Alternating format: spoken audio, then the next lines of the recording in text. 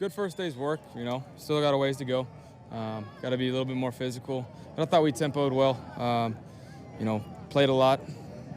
Kept the ones in there for a long drive on the move the ball period. Did some good things, but we'll see the tape. Does it help to go against another team? Does it change the energy level at all? Absolutely. Anytime you get to hit somebody else and not your own teammates, or you know exactly what they're doing because you practice against them so many days in a row, that's always great. And just seeing different looks and different things and being able to, take it back to your day one reads and your rules and all that is great for us to see. It's one thing to go up against, another NFL team, but expectations are so high for you guys, also with the Colts. How nice was that to go up against one of the top teams in the league this year? That's great. Anytime you can compete against some of the best, that's where you get better. They say iron sharpens iron, so that's the way to do it. And so coming out here is a good thing for us. Baker, nick-chubb was saying in the offseason he really wanted to work on becoming a better pass catcher out of the field. He really hasn't had to do it a whole lot in his career, even in college.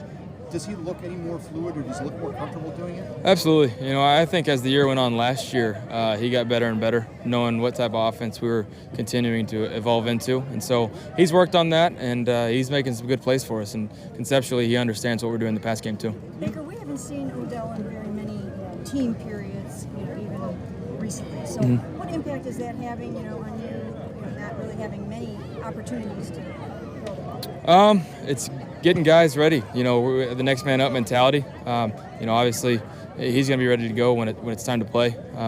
Him sitting out and doing some of these things mentally is him getting used to the offense and seeing different things, hearing us communicate it.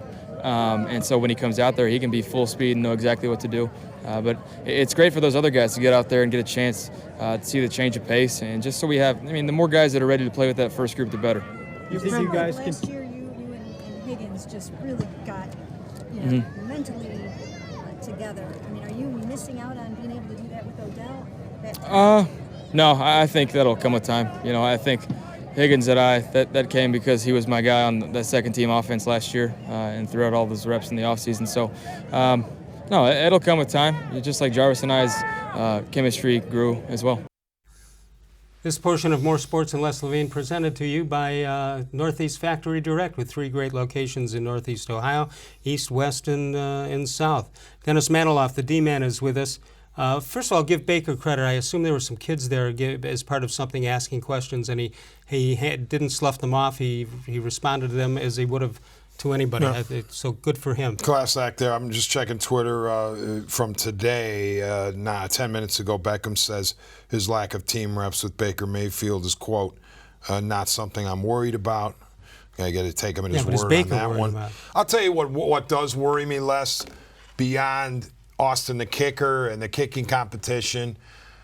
Right guard. Much, in my mind, much more important, in most people's minds, much more important than a kicking competition.